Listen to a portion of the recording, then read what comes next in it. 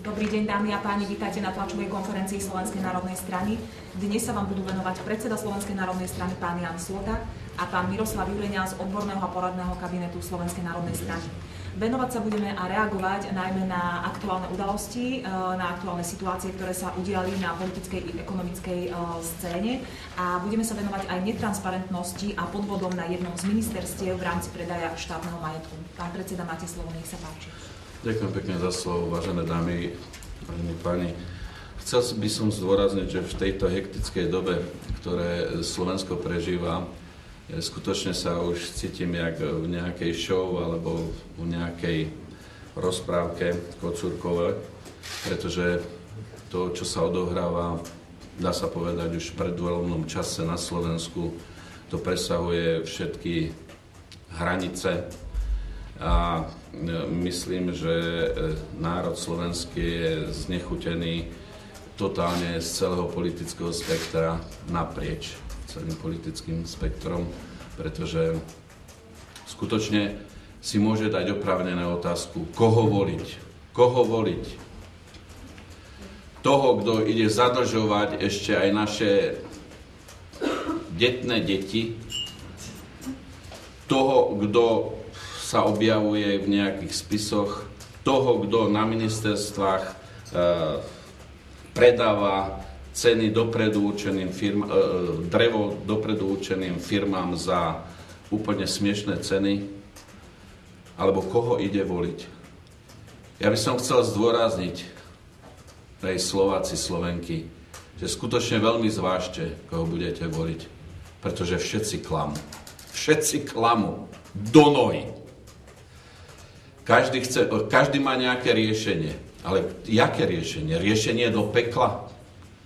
Pretože zostávať naďalej v eurozóne, naďalej podpisovať nejaké zmenky niekomu fiktívnemu, pretože stále nikto nevie, že kto vlastne komu čo dlhuje. A všetci dlhujú.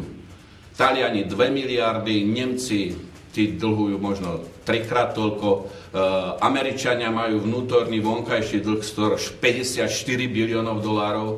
Kto to zaplatí? Vážené dámy, vážení páni, skutočne kto potom bude platiť v hotovosti a v keši? Zatiaľ sa len menia peniaze, zmenky, papiere, dlžobné úpisy, ale nakoniec to raz niekto musí zaplatiť. A z tohoto hľadiska chcem skutočne podotknúť, že v dnešnej Pravde vyšiel článok o pochybnom predaji dreva na ministerstve pôdohospodárstva, lebo toto ministerstvo, respektíve politická strana Most Híd, sa tu pomaličky javí ako tá najčistejšia a skutočne, ktorá transparentne jedná na svojich ministerstvách a že všetko má v poriadku a tak ďalej a tak ďalej.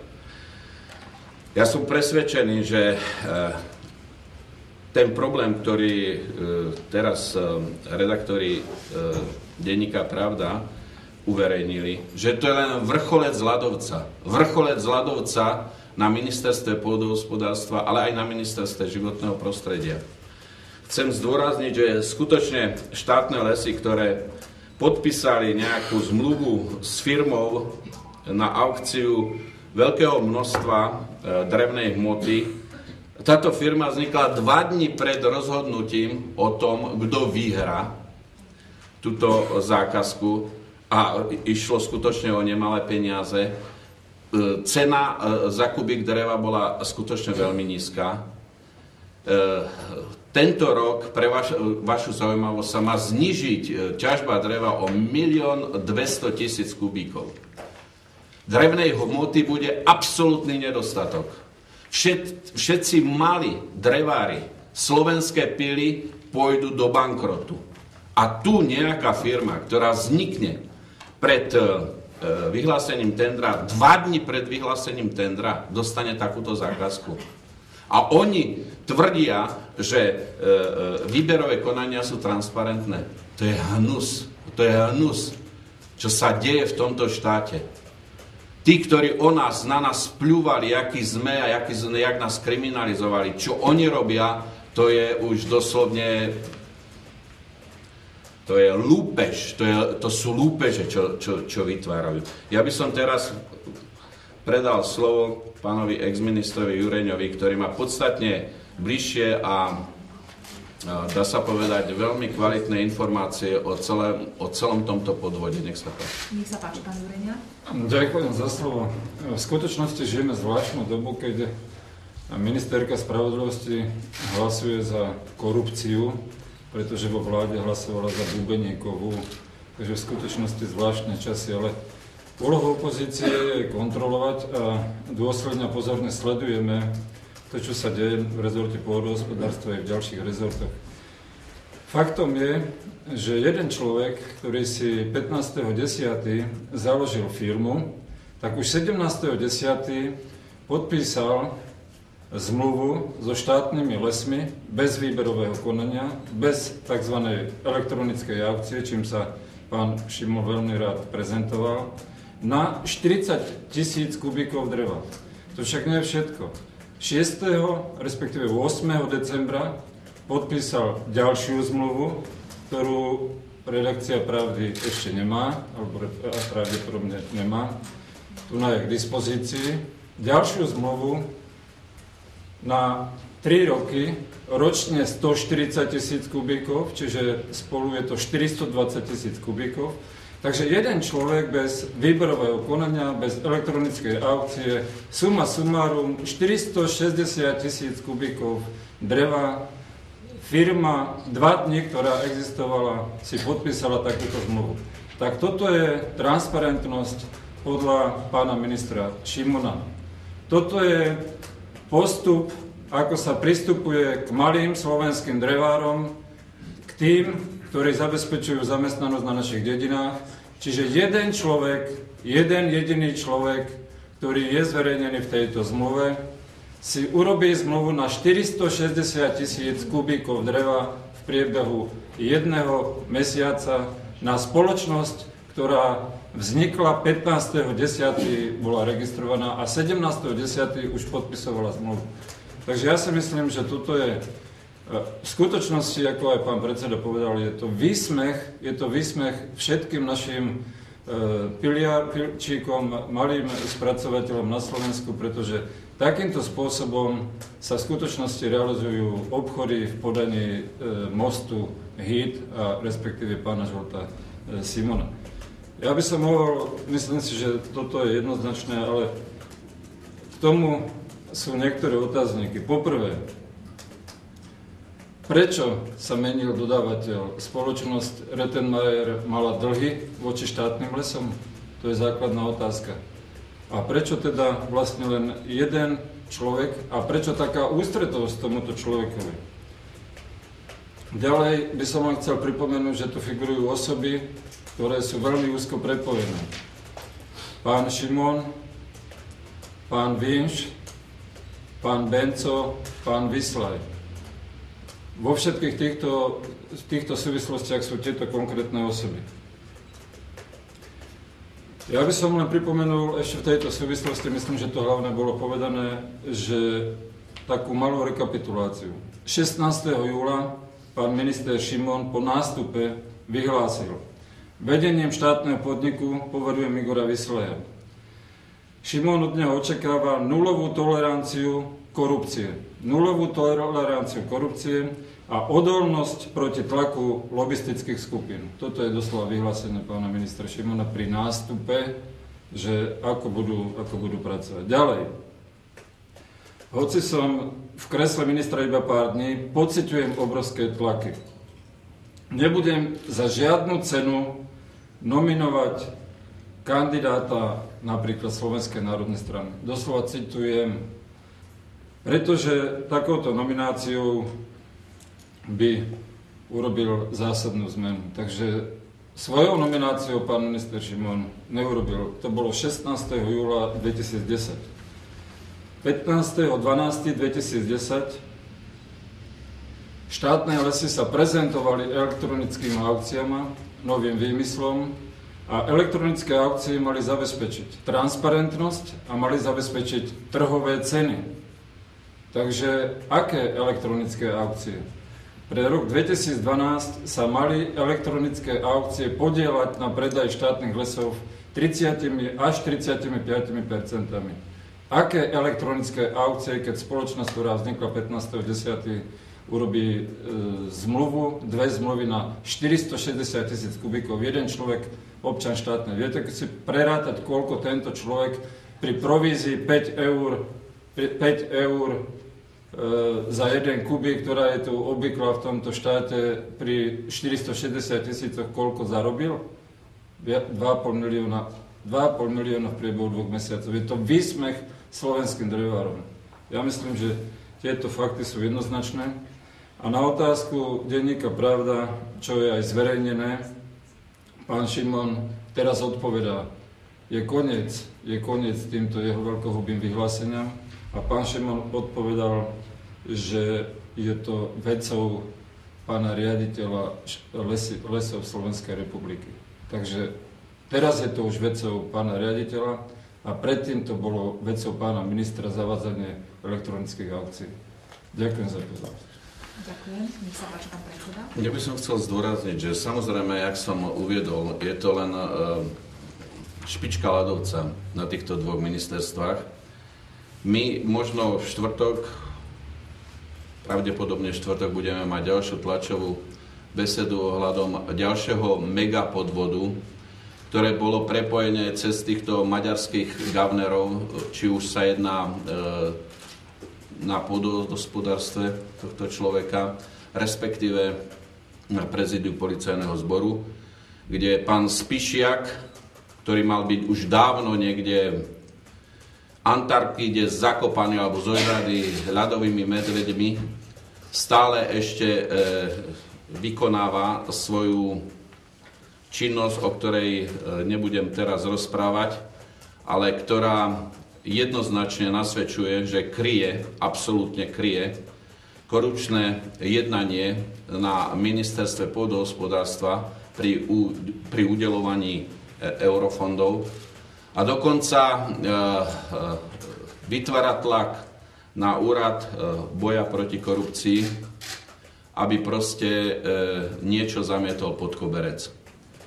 Takže v štvrtok sa môžete tešiť na ďalšie skutočnosti a dôkazy. My tu nebudeme rozprávať o tom, že niekto sa prevrta cez múr a počúva, jak špinavý pes niekde za múrom cez omietku, že či tam niekto rozpráva alebo nerozpráva. My vám predložíme jasné dôkazy. Tak, jak tu pán inžinier Jureňa má zmluvy, ktoré sú, myslím, že podpísané obidvomi stranami, čiže nie je to nejaký výmysel.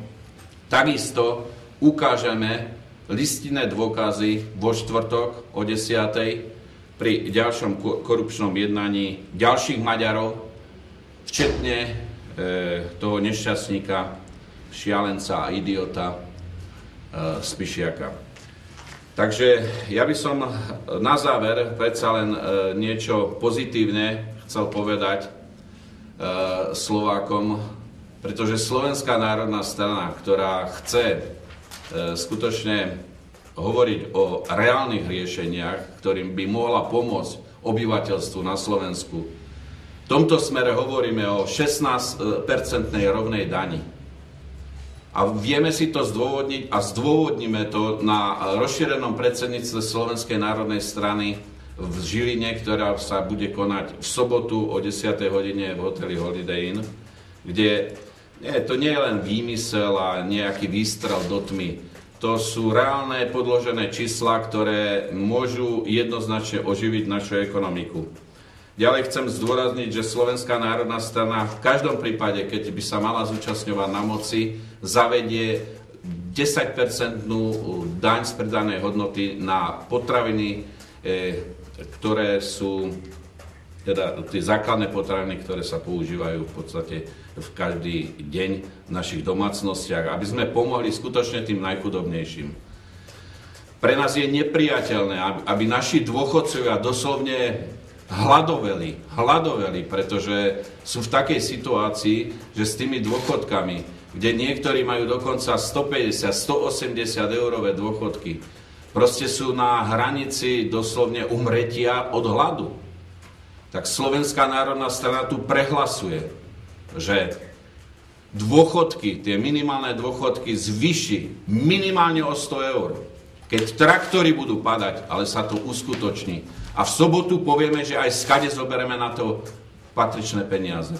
A úplne na záver chcem povedať, že Slovenská národná strana už mesiace, dá sa povedať vyše roka, hovorí, že eurozóna končí. Pýtam sa, čo títo barbári, ktorí boli doteraz v tejto nešťastnej vláde, urobili preto, aby sme sa pripravili na hodinu H, kedy to bude skutočnosťou, kedy to všetko padne, jak domček z karát. Preto hovorím, že Slováci, Slovenky, zvážte, koho máte voliť. My máme riešenie. My chceme pomáhať jedine slovenskému národu. My kašleme na Nemecko, Taliansko, Grécko, na Európsku úniu. My nekašleme na svoj národ, slovenský národ. Ďakujem. Ďakujem pekne. Nech sa páči priestor na vaše otázky. Nemáte otázky? V súvislosti s tými opatreniami proti kríze, zvážili by ste opätovné zavedenie možno šrotovného v niektorých odvetviach? Ďakujem za otázku. Ja si myslím, že tieto detaily nie sú podstatné, ale v každom prípade som presvedčený, že by to bolo prínosom, ale neviem to teraz posúdiť z fleku po tej stránke ekonomickej. Ďakujem. Máte ešte otázky? Nech sa páči. STV, pani Predajňová. Ďakujem, pán Slota. V týchto dňoch, ako ste vy naznačili, rezonuje kauza Gorila.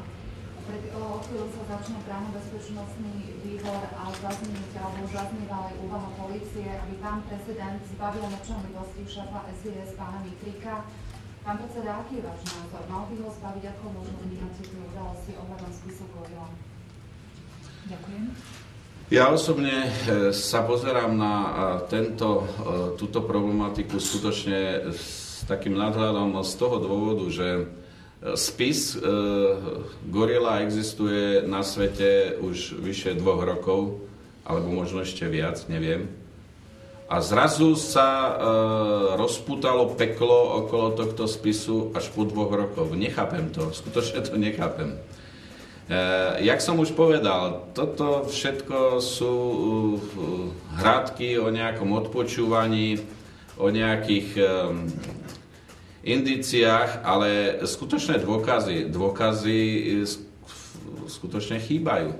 Veď prestaňme sa špiclovať, prestaňme hovoriť o tom, veď hovorme o veciach, kde sú jednoznačné dôkazy. Keď sú dôkazy, na nás sa obrácali tiež, aby sme podporili zvolanie mimoriadnej schôdze Národnej rady k tomuto problému. Ale pre Kristove rany, tak potom na čo tu máme tú políciu? Na čo tu máme prokuratúru a ďalšie orgány činné v trestnom konaní? Čo má parlament? Politici majú nahradzovať vyšetrovateľov? Veď to je úplne všetko postavené na hlavu. V tomto štáte sú hodnoty a tie fakty a skutočnosti, prevrátené hodnoty navzájom. A z tohoto hľadiska ja nevidím dôvod, prečo by nezbavil mlčanlivosti, ale v každom prípade si dovolím tvrdiť, že keď niekto niekoho odpočúval, neviem, či to je dôkaz, keď niekto za dverami povie, že niekoho má chuť zastreliť, to ešte neznamená, že ho zastrelil. Takže z tohoto hľadiska je to zaujímavé čítať tú Gorilu, hej? Ale už sme skutočne, už si pripadám, jak v tom filme Planeta opic. Že či sme není skutočne všetci gorily a všetci opice. Ďakujem. Máte ešte otázky, dámy a páni? Nech sa páči ešte vy. Posledná otázka, áno. Tie vaše výhrady v eurozóne znamená, že Slovensko by malo s ním vystúpiť aj v čase jej existencie, alebo malo by zotrvať? Ja sa môžem staviť s hocikým, eurozóna najneskôr do 2 rokov skončí. Najneskôr do 2 rokov. A osobne si myslím, že ten, kto skôr vystúpi, ten napácha menej škôd voči vlastnému národu, voči vlastnému štátu. Pozrite sa na Britov. Veď je to ekonomika, ktorá je možno 6. alebo 7. najsilnejšia na svete. Tí sa pripravujú už na variantu B s takými dopadmi, že chcú uzatvoriť hranice v tej hodine H. Uzatvoriť všetky bankové kontá, aby sa nerobili nejaké prevody peňazí a tak ďalej. Aby uchránili svoju menu, svoju ekonomiku. Sme v polohe, dámy a páni, kde sa bude každý pozerať na svoje vlastné vrecko. Myslím štátne vrecko.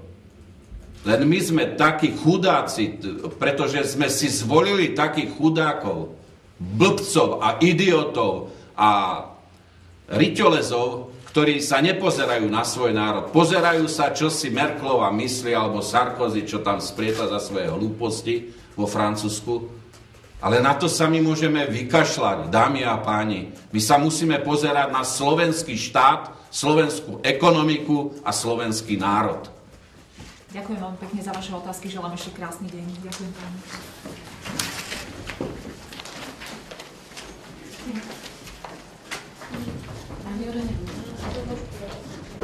Nová zmluva na odber so spoločnosťou Tatra Timber Logistik, ktorej výlučným jediným vlastníkom je pán Milan Benco. A táto spoločnosť výberového bez elektronickej aukcie, jeden jediný človek, áno. Môže byť známy drevar, alebo ja viem čo, ale čo to je? 2,5 milióna eur. 15. Dobre, a vznikol a 17.10. áno, málo 2 dní tá zmluva, firma existovala a 17. podpísala zmluvu. Avšak ďalšiu zmluvu podpísala už 8. decembra 2017. na 3 roky. Ročne 140 000 kubíkov a s opciou na ďalšie. Tá istá firma, tá, čo vznikla 15.10. Pán Benco, jediný majiteľ. Hoci som v kresle ministra iba pár dní, pociťujem obrovské tlaky, koho kde nominovať. Žiadneho kandidáta, ktorý sa dá spojiť z SNS, HZDS alebo Smer, nikdy nominovať nebudem.